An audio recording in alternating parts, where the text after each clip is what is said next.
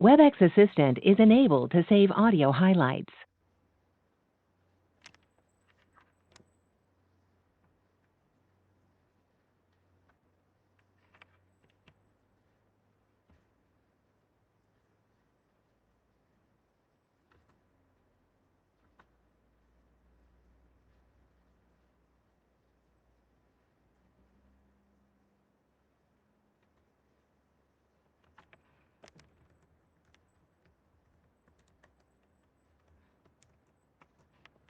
Allô? Oui, madame. Vous m'entendez, s'il vous plaît? Ok, merci. Oui, on vous entend. Ok, donc désolé pour le problème technique. Donc on continue.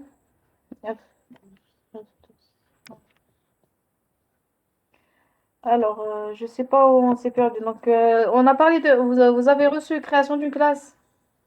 Oui, on s'est arrêté à la création d'une classe. Ok, donc on continue. Donc,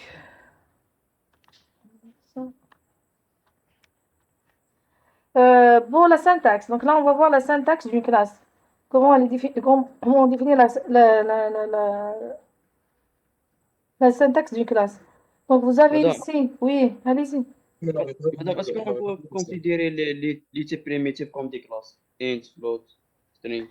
On va en parler. Donc, string, c'est une classe. Int tout seul, c'est un type primitif. Mais quand on parle de integer, c'est-à-dire compléter le terme avec le i en majuscule, c'est une classe. D'accord? De toute façon, on va en D'accord. parler, il n'y a pas de problème. Donc là, on va parler de tout doucement. Donc là, la déclaration d'une classe commence. Là, c'est dans la syntaxe de la déclaration d'une classe. Vous avez ici le mot-clé classe. C'est remarqué là, le C est en minuscule. C'est un mot-clé qui est défini en Java. Vous avez le nom de la classe. Vous avez corps de... Donc là, cette écriture, vous l'avez déjà utilisée, donc c'est un commentaire, c'est 10 commentaires. Donc vous avez le corps de la classe, les attributs, les méthodes. Donc par convention, le nom de la classe commence par une majuscule. Là, quand vous allez faire, vous travaillerez sur votre IDE. Donc là, quand vous créez une classe, donc il est recommandé d'utiliser la première lettre de la mettre en majuscule. Alors, les attributs. Alors. Donc là, les attributs, c'est-à-dire ils sont appelés de manière différente. Vous avez les variables, champs encore, ou bien les données membres. On peut trouver donc variables, champs, données membres. Donc ça représente les attributs. Pardon, les valeurs des attributs représentent l'état de l'objet. Un attribut peut être de type simple comme il peut être de type structuré. Donc un type simple, un type primitif, c'est un int, float, char, donc caractère réel entier. Et vous avez le type structuré objet. Donc on peut avoir un type objet. D'accord? Le type objet. Je peux donner à une fonction un objet comme paramètre. Ou là déclarer un attribut de type objet. Les méthodes. Donc, les méthodes représentent l'ensemble des actions, procédures ou fonctions ou opérations que l'on peut associer à une classe. La signature d'une procédure. Donc, vous avez le nom, le type, donc le nom de la méthode, le type de retour. Vous avez les données, le type de données pour ces arguments. Les arguments peuvent être de type primitif ou structuré, ce que je vous ai dit tout à l'heure. Donc, on peut avoir les deux types au niveau des attributs ou bien au niveau des méthodes. Donc, pour la syntaxe d'une méthode, donc là, vous avez le type de retour, le nom de la méthode, les arguments, les traitements qui sont associés, les différentes instructions. Donc, par convention, le nom des méthodes et attributs commence par une minuscule pour faire la différence. Donc, il commence par une minuscule. On donne un exemple. Donc là, c'est la classe date, une classe date. Vous avez ici la classe date. Donc, vous avez la déclaration, le mot-clé classe pour dire que c'est une classe. Vous avez le nom de la classe, donc elle commence par une majuscule, date. Vous avez ici jour, mois, année de type entier et int, donc c'est des entiers. Donc, c'est trois attributs simples. Vous avez ici une méthode, compare date, donc qui renvoie un booléen. Le type retourné, c'est un booléen. Compare date. Et à l'intérieur, j'ai deux arguments de type structuré. Ça veut dire de type objet. Donc, regardez bien, D1 de type date. Donc, les D1 et D2 sont des objets de type structuré. Vous avez modifié année argument de type simple. Vous avez print date, donc c'est des void, donc à le retourner, donc on fait une modification. Vous avez print date qui ne contient pas d'argument. Et à la fin, donc là, vous avez le début de la classe et vous avez le end de la classe. D'accord? Donc c'est juste pour montrer des attributs, des méthodes qui comportent ou bien des arguments simples, ou bien des arguments structurés, ou bien ne comportent rien. D'accord? Ça dépend de ce qu'on a comme travail à faire. Alors, on va parler maintenant. Oui, allez-y.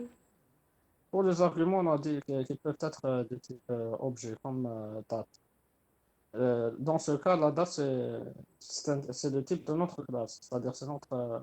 C'est la classe. c'est notre- C'est la Oui. classe, c'est le type. Oui.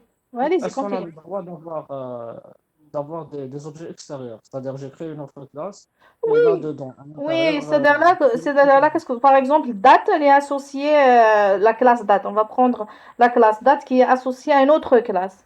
Donc là, cette association entre ces deux classes-là, qu'est-ce que je fais? Je crée ici un objet de type de l'autre classe. Par exemple, là, j'ai date.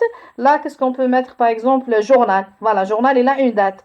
Donc ici, par exemple, au niveau de journal, qu'est-ce que je fais? Je crée les informations, par exemple, je mets un attribut titre du journal, et je mets des de type date.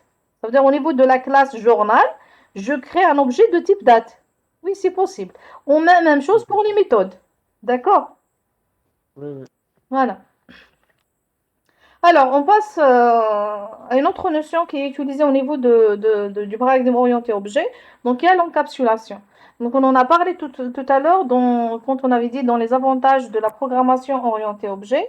Donc, on avait dit, c'est-à-dire il y a une sécurisation des données qui se fait dès le départ, dès la programmation. Donc, ce qu'on appelle l'encapsulation. L'encapsulation qui veut dire je regroupe quelque chose et je le cache à l'extérieur.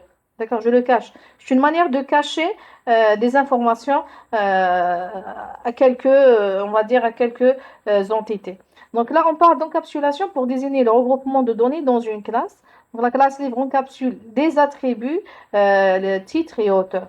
L'encapsulation de données dans un objet permet de cacher en nom leur existence aux autres objets du programme. Alors là, j'ai une question. Alors, madame, on peut dire qu'une classe structurée, une classe structurée est un enregistrement. Pardon. Oui. Alors, Mariam Iman. Madame Iman. Donc là, c'est une classe, puisque tu as des attributs, tu as des méthodes. Donc là, tu fais analogie à un enregistrement en algo. Oui.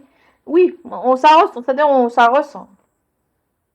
Donc, par exemple, on peut dire la déclaration. Là, c'est non autre chose, c'est-à-dire l'utilisation, comment elle est utilisée. Même dans l'utilisation, on va le voir après, dans les appels des méthodes et des attributs, c'est à peu près par rapport, c'est presque la même chose par rapport aux enregistrements.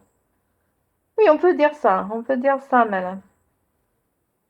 Par rapport, c'est-à-dire, on va dire la modélisation, juste la modélisation. D'accord? D'accord, madame? Alors, madame. Oui, madame. Ok. Alors, donc oui, on peut dire ça, mais comme c'est juste dans côté notation.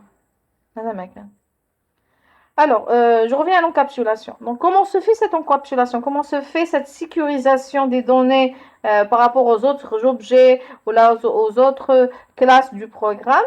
Donc, c'est à l'aide de mots-clés qui sont définis et ce qu'on appelle aussi la notion de visibilité. Donc, l'encapsulation, c'est la visibilité, la gestion de la visibilité des attributs et des méthodes par rapport aux objets extérieurs, par rapport aux classes extérieures, par rapport à un package extérieur.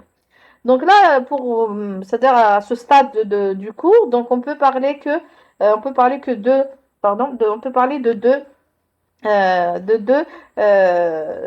deux visibilités qu'on peut utiliser. Donc là, vous avez le public et vous avez le privé et public. Donc là, les publics, quand on met une variable ou un attribut, là, une méthode en public, les autres objets peuvent accéder à la valeur de cette donnée ainsi que la modifier si elle est publique.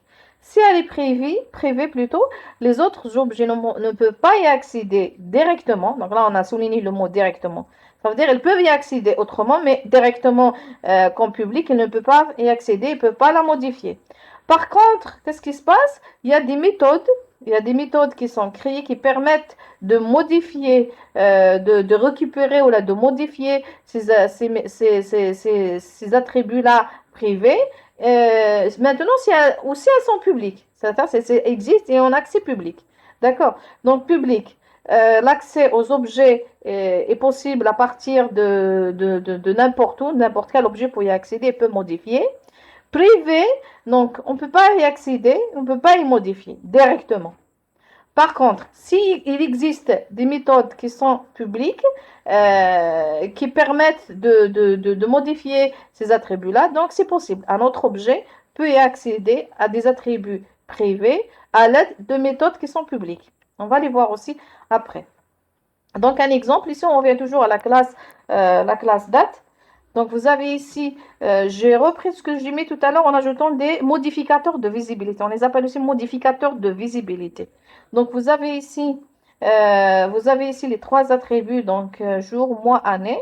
Donc le type, et là on a mis private. Donc elles sont en privé. Là vous avez la méthode compare, date, modifie, année et print. Elles sont en public, en accès public. D'accord. Alors, on passe à une autre notion. Si vous avez des questions, n'hésitez pas. D'accord. Une autre notion aussi de la programmation orientée objet. Vous avez la surcharge, la surcharge des méthodes. Donc, quand on entend ce mot-là, surcharger quelque chose. Donc, j'ai une méthode qui est définie, mais je peux la surcharger. Donc, ce terme-là, surcharger, ça veut dire que, en d'autres mots, je peux utiliser la même méthode qui a été définie initialement, modifier quelque chose au niveau de la signature, et ça me donne, c'est-à-dire la même méthode me donne un autre traitement. D'accord? C'est-à-dire c'est comme si j'ai une méthode qui me renvoie deux traitements différents. Donc maintenant, je dis la même méthode dans le nom. Par contre, dans les arguments et le type retourné, c'est pas la même chose. D'accord? C'est juste le même nom qu'on a. Donc là, il est possible de créer dans une classe plusieurs méthodes qui portent le même nom, mais avec différents paramètres ou valeurs de retour. Donc, ce qu'on appelle la surcharge des méthodes. Donc là, quand vous êtes au niveau de votre IDE, vous avez plusieurs méthodes. Donc là, Java, qu'est-ce qui se passe? Quand vous faites appel à une méthode, ça va dépendre, c'est-à-dire ça va dépendre du type de retour et des paramètres que vous avez, donc pour que Java puisse vous remonter ou appeler la méthode adéquate. Donc c'est par rapport au type de retour et aux paramètres. Donc un exemple. Donc vous avez ici toujours le même exemple. Donc on va voir ce qu'on a modifié. Donc la méthode print date, afficher par exemple la date. Donc regardez bien le type retourné. Elle est d'abord publique pour la visibilité. Le type retourné, c'est un void. La méthode ne contient pas d'argument. Elle est sans argument. Maintenant, si j'aimerais surcharger cette méthode-là, comment je veux faire? Donc je vais ici par exemple ajouter un argument. Donc on a la même méthode, le même nom, avec un autre argument, ça va me donner autre chose. C'est ce qu'on appelle la surcharge d'une méthode.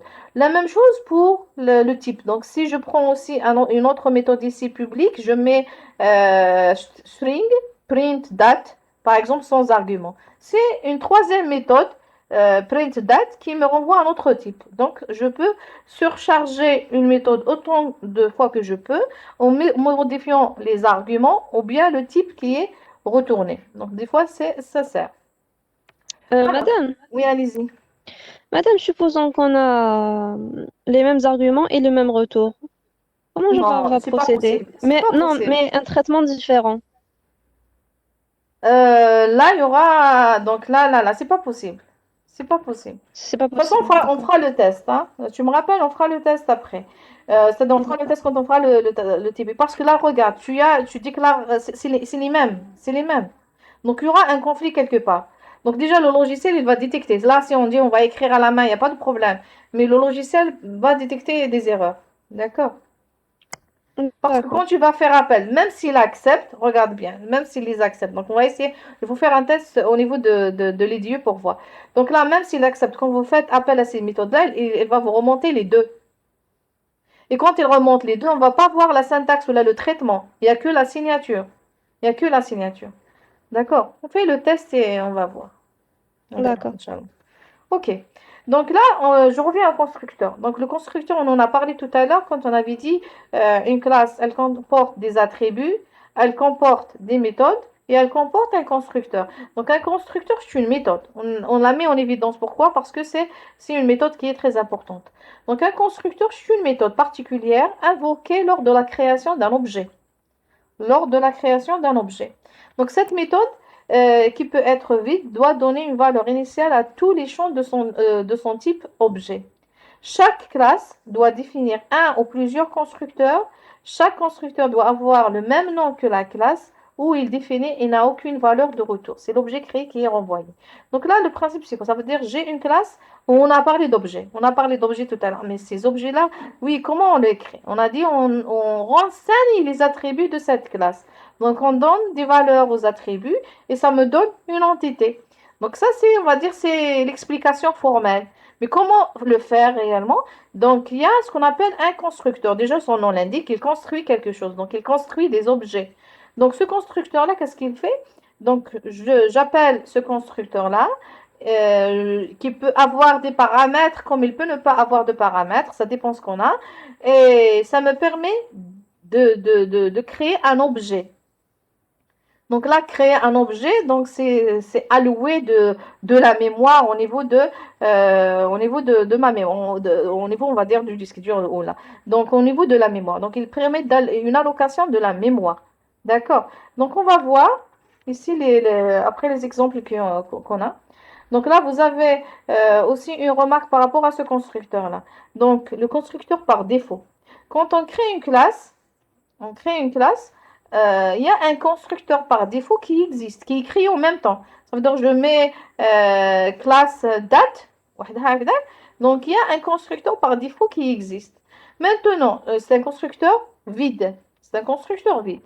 Maintenant, si je souhaite ajouter des constructeurs avec paramètres, là, le constructeur par défaut qui a été créé lors de la création de la classe va plus exister. Ne va plus exister. Classe. Donc, qu'est-ce qu'il faut faire?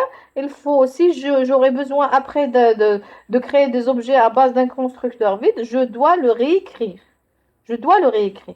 Sinon, je ne pourrai pas le faire. Ça veut dire si je viens pour créer un objet avec un constructeur vide, il y aura des erreurs. D'accord, on aura des erreurs. Je vous dis, le constructeur n'existe pas. Puisque le fait de créer un autre avec paramètres, celui par défaut, il n'existe pas. On peut dire, il est écrasé ou là, donc il n'existe plus dans le programme. Donc, je vous donne un exemple et on va voir. Donc, toujours l'exemple de la date. Donc là, quand on a cette écriture, au niveau par exemple de l'EDE, je crée la classe date. Je crée la classe date. Regardez là, elle est vide. Elle est vide. Donc là, elle se vide là. Ça sous-entend il y a un constructeur. Il y a un constructeur par défaut qui n'a pas de paramètres. D'accord? Qui n'a pas de paramètres. Donc ça, c'est équivalent à ça. Donc il n'est pas visible. Il n'est pas visible. Quand on crée, on a ça. Mais si j'essaye de créer une instance de cette classe-là avec un constructeur qui n'a pas de paramètres, je pourrais le faire. Donc, il y a un constructeur par défaut vide qui est créé à la création de la classe. D'accord? Maintenant, si je souhaite, quand je vous le dis, je souhaite autre chose, je reviens. Donc, juste pour le nom. Donc, le constructeur, donc regardez bien, le même nom, c'est le même nom que le nom de la classe. Il ne comporte pas de type retourné. Il n'y a pas le type retourné ici. Donc, il faut faire attention de ne pas mettre quelque chose ici, un type retourné. Si vous mettez un type de retour, c'est autre chose. C'est plus un constructeur. Donc, je reviens ici. Donc là, par exemple, on va aller, je reprends le slide, ce slide-là. Donc, si je passe à la définition des méthodes et plutôt des attributs des méthodes. Donc là, le constructeur par défaut, il existe. Il faut se mettre dans la tête, voilà, j'ai ma classe, j'ai déclaré des attributs, j'ai déclaré une méthode. Maintenant, si j'essaie d'instancier ou là, de créer un objet de type cette date-là avec un constructeur par défaut, je peux le faire. Comme il n'est pas visible. Maintenant, je me dis, voilà, j'ai besoin d'un constructeur qui a des paramètres. Donc, je crée un constructeur, je l'écris.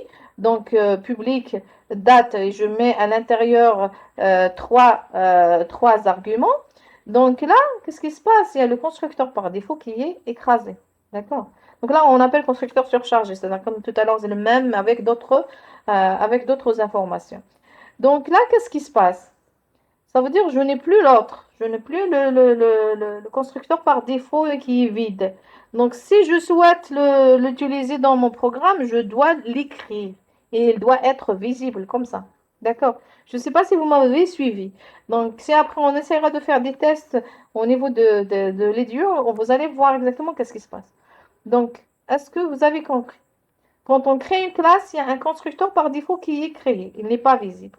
Donc maintenant, si on essaye d'ajouter d'autres constructeurs qui ont des paramètres, celui par défaut qui est créé à la création de la classe disparaît, n'existe plus. Donc si on souhaite l'utiliser, on doit l'écrire. Oui, il doit être visible, bien sûr.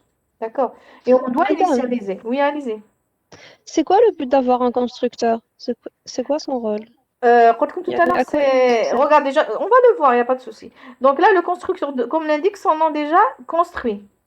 C'est cette méthode-là, c'est une méthode particulière. C'est cette méthode-là qui va nous permettre de créer des objets. Si on n'a pas de constructeur dans une classe, on ne peut pas créer un objet. On va avoir, vous avez le son.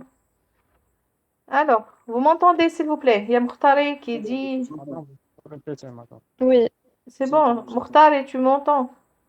Madame, vous pouvez répéter le dernier point parce que Quel je dernier? n'ai pas compris. Dites-moi Mourtari, quel dernier? Ce L'explication slide-là? de... Oui, celui-là.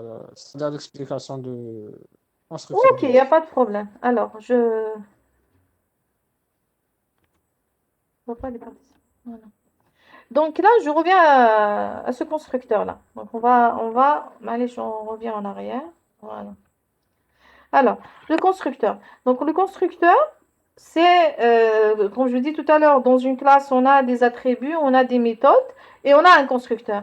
Donc là, un constructeur, c'est pas quelque chose, c'est une méthode. C'est une méthode particulière qui doit exister au niveau d'une classe si on veut créer plus tard des objets. Si on n'a pas de constructeur, impossible de créer un objet. Impossible de créer des objets à base de cette classe-là. Donc là, quand on crée, là, on parle au niveau de l'EDE, quand on crée une classe, par exemple là, la classe date, regardez bien, elle est vide, je la crée. Donc je crée une classe, je lui donne un nom. Si on regarde là, elle est vide. Mais réellement, il y a un constructeur par défaut qui est créé avec. Et ça veut dire que je crée une classe, il y a le constructeur date qui est créé.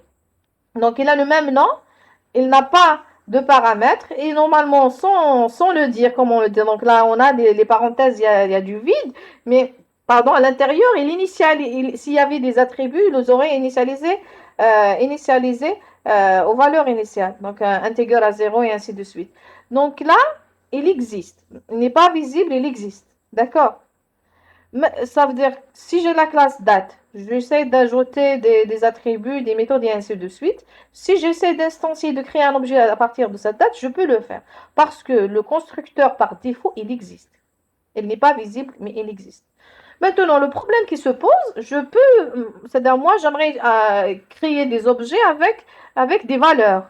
Avec des valeurs initiales. C'est moi qui va donner des valeurs à cet objet-là. Parce que si j'utilise celui-là sans paramètre, il me crée un objet sans c'est-à-dire les valeurs des attributs ne vont pas avoir de valeur.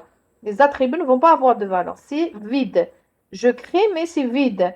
Donc là, si j'essaye de créer un objet, on va les voir après en détail, hein, d'accord? Donc si j'essaye de créer un objet de type date, avec le constructeur par défaut, donc ces attributs ne vont pas recevoir de valeur. Parce qu'il est vide, il n'a pas de paramètres. Donc voilà, je me dis, voilà, j'aimerais ajouter. Allez-y, oui. Oui, Pardon. J'ai dit, c'est-à-dire elles seront à 0. à 0. Voilà, elles seront à 0. Donc, elles ne vont pas avoir. C'est-à-dire, elles n'ont pas de valeur. Elles sont initialisées à 0. Donc, si j'aimerais les initialiser, leur donner des valeurs, qu'est-ce que je vais faire? Je me dis, voilà, je crée un constructeur, je lui donne des valeurs, je lui donne des paramètres. Donc, plus tard, quand je vais essayer de créer mon objet à l'aide de ce constructeur-là, je peux donner ici, aujourd'hui c'est le 15, donc 15/4/2021. D'accord? On va le voir. Maintenant, bon, je vous dis, c'est dans le problème qui se pose ici. Quand je crée un constructeur avec paramètres, il y a le constructeur par défaut qui a été créé à la création de classe qui disparaît, il n'existe plus. Mais si j'ai besoin au niveau de mon programme d'utiliser un, je dois le réécrire. C'est-à-dire, on le réécrit, on l'écrit. C'est-à-dire, le premier classe, il n'existe pas. Donc, on doit l'écrire pour pouvoir après l'utiliser. Est-ce que c'est OK? Madame. Donc, on peut avoir plusieurs constructeurs. Hein. L'essentiel, c'est juste, hein, l'essentiel, c'est ici. C'est le même nom que la classe et il ne comporte pas de type de retour. Il n'y a pas le type de retour ici. Si vous mettez un type de retour, c'est faux. C'est plus un constructeur. Alors, ça, c'est pour le type. Donc, il ne faut pas mettre void, il ne faut pas mettre un type. Et même void, il ne faut pas le mettre. L'instanciation. Voilà, on arrive à l'instanciation, on va dire le point fort là, le point important de ce cours-là. Donc oui, j'ai une classe, on a parlé de classe, on a parlé d'objet, on a parlé de constructeur. Maintenant, comment jumeler tout ça pour créer des objets? Ce qu'on appelle donc l'instanciation. La création d'objets, c'est l'instanciation.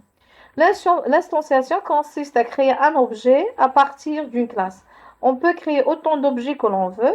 On dit également créer des instances de classe. Donc, créer un objet ou bien créer une instance de classe, c'est la même chose. Objet, instance, c'est la même chose.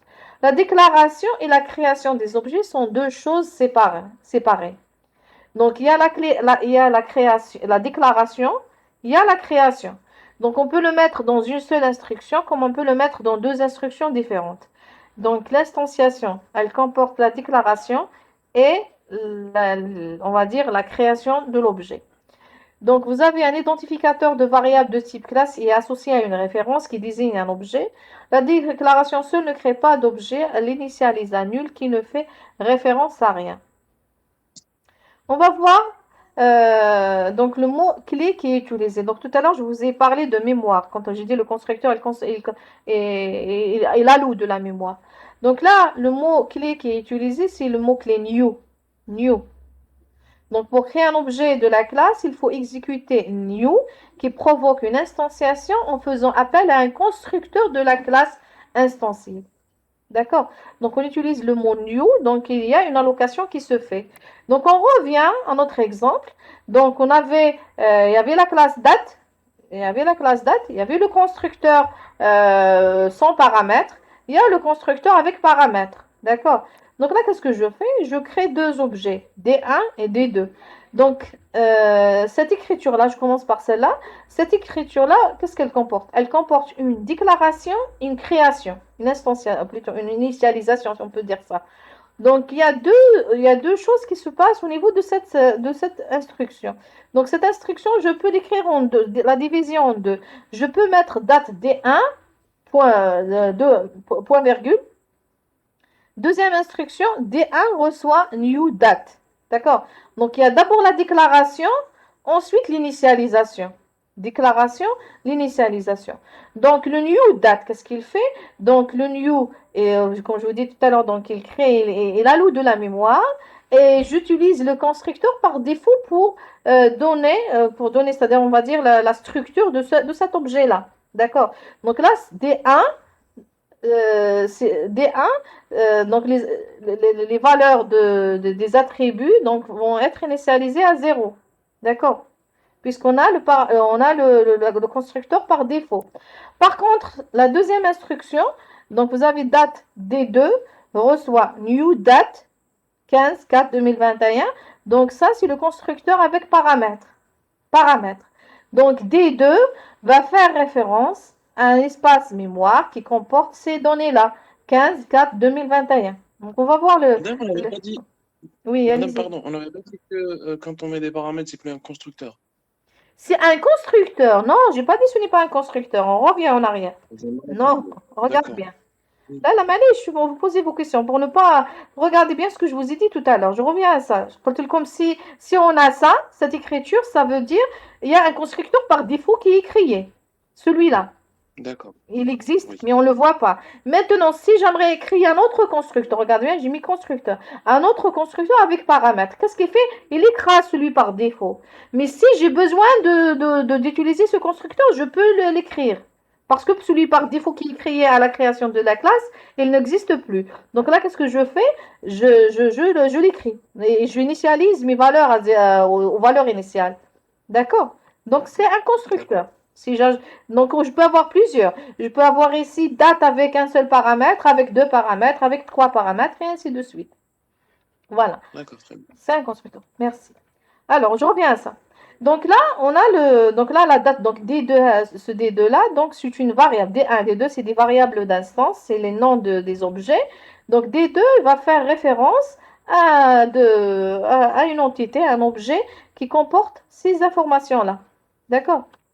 Alors, autre chose aussi, qu'est-ce que j'aimerais vous dire par rapport à D1 et D2? Donc D1 et D2, c'est des références. On dit oui, c'est le nom de l'objet, mais c'est comme si vous avez une adresse. C'est comme si c'est une adresse qui va référencer un espace mémoire. Et cet espace mémoire va comporter ce qui a été créé. On va voir, j'ai mis quelques schémas après. Alors, oui, Hicham Habel, oui. Alors, des remarques donc par rapport à ça, ces références-là. Donc en Java, la notion de pointeur est transparente pour le programmeur. Il faut néanmoins savoir que toute variable désignant un objet, les noms des objets, est un pointeur. Donc je suis une référence. Le passage d'objet comme paramètre d'une méthode, quand je donne, il y avait ce principe-là au niveau de la programmation, je me rappelle. Donc là, quand je donne un objet comme paramètre à une méthode, c'est un passage par référence. C'est des références. Ce n'est pas l'objet que j'ai donné, mais c'est la référence à cet objet-là.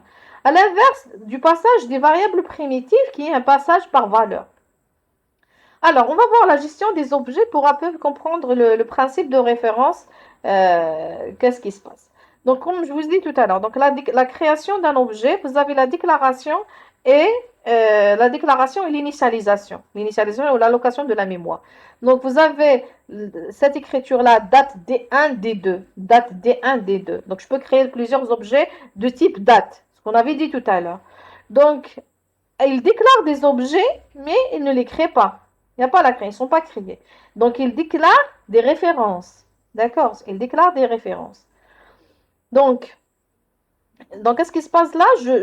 D'allouer une case mémoire destinée à recevoir la référence de l'objet, l'adresse mémoire de l'espace qui sera alloué à ses attributs, ainsi de suite. Donc, c'est une référence que j'ai. Je déclare un objet, donc c'est la référence qui est. Donc là, elle occupe quand même de la mémoire, puisque c'est une valeur. Donc, c'est un numéro normalement, on va voir après. Donc, il occupe une mémoire sur une référence qui va pointer, si on peut dire. Là, on va faire référence, qui va référence aux attributs de l'objet. Alors, autre chose. Donc là, pour le nœud, donc on en a parlé. Donc, c'est la création et l'allocation de la mémoire. Voilà le schéma que j'aimerais vous expliquer. Voilà ce qu'on a ici. Regardez bien. Donc, date D1. Donc, c'est la référence D1 de type date reçoit new date les valeurs des arguments 15.4.2021. Donc, voilà comment on a la représentation ici. Donc, vous avez D1, c'est la référence. C'est une adresse mémoire. C'est une référence qui pointe vers ça, qui pointe vers les attributs, on va dire qui pointe vers l'objet, c'est notre objet. Voilà notre objet au niveau de la mémoire, où donc il comporte ces attributs comportent des valeurs. Ils sont initialisés avec le constructeur. D'accord? Donc voilà ce que signifie cette instruction, la création d'un objet. Oui, allez-y. Madame, pardon, je voulais juste vous couper, madame, pour vous rappeler que la durée des séances a été fixée à 1h15. Donc, voilà. D'accord. Mais je vous continue la gestion et on s'arrête. Moi, je voulais faire 1h30, il n'y a pas de problème, il n'y a pas de souci. Donc, là, je continue cette partie-là et on termine. OK, merci. Alors, c'est qui? Là, j'ai pas l'affichage pour... Voilà, OK. Il n'y a pas de souci. Donc là, je continue juste ce point-là pour ne pas y revenir après. Donc, je vous ai dit, voilà cette déclaration. Donc, déclaration initialisation, ce qu'on dit. Déclaration initialisation, ce qui nous donne l'instanciation d'objet. Donc, pour le constructeur par défaut, voilà ce que ça nous donne. Donc, vous avez D2, l'adresse, mémoire, donc la référence, elle nous pointe vers un objet où les attributs ils sont initialisés à 0. D'accord? Ils sont initialisés à 0. Donc maintenant, si j'aimerais faire une affectation entre ces objets-là, donc je me dis, voilà, j'ai deux objets D1 et D2. Si je fais D2 reçoit D1, D2 reçoit D1, qu'est-ce qui se passe? D2 reçoit D1. D2 va pointer sur D1. D2 va pointer sur la même chose que D1. D2 va pointer sur la même chose que D1. Très bien. Donc vous allez avoir ça. D'accord? Donc voilà le résultat. D2 reçoit D1, ça veut dire que D1, il reste comme il est, donc il pointe vers l'objet 1, et D2, la référence, va pointer vers cet objet-là. Donc cet objet-là, il est référencié par deux références. Par contre, qu'est-ce qui se passe pour celui-là? Donc c'est de la mémoire qui est gaspillée. D'accord? Si une mémoire n'est pas, c'est-à-dire si un objet n'est pas référencié, donc c'est une mémoire qui est consommée et c'est une perte d'espace. D'accord? Donc voilà ce principe-là. Donc je termine par la résolution de ce problème. Donc on peut avoir dans un programme plusieurs objets qui sont créés et qui sont pas référenciés. Donc après les différentes opérations qui se font sur ces objets-là. Donc il y a des objets qui ne sont pas référenciés. Il y a l'espace mémoire qui est gaspillé. Donc, qu'est-ce qui se passe? Pour Java, il y a ce qu'on appelle le garbage collector. Le garbage collector ou ce qu'on appelle le ramasse-miettes. Donc, qu'est-ce qu'il fait celui-là? C'est une technique donc, qui est implémentée au niveau de Java. Donc, dès que de l'espace ou là, des objets ne sont plus référenciés, donc ils sont détruits. D'accord? Ils sont détruits. Voilà, donc je m'arrête là pour aujourd'hui. J'espère ne pas avoir perdu la première partie de la vidéo, donc je vous l'enverrai. Donc si vous avez des questions, n'hésitez pas. Ok? Voilà. On se retrouve la prochaine fois, Inch'Allah. Merci pour d'avoir assisté et d'avoir posé vos questions et participé. Merci. À la prochaine fois, Inch'Allah. Et Merci, Sahaf Torkom. Au revoir. Merci, madame. Si Merci vous à pouvez vous. juste, madame, envoyer donc l'enregistrement. Et madame, est-ce qu'il y a une série où Il y aura les bien exercices sûr, oui, il y aura.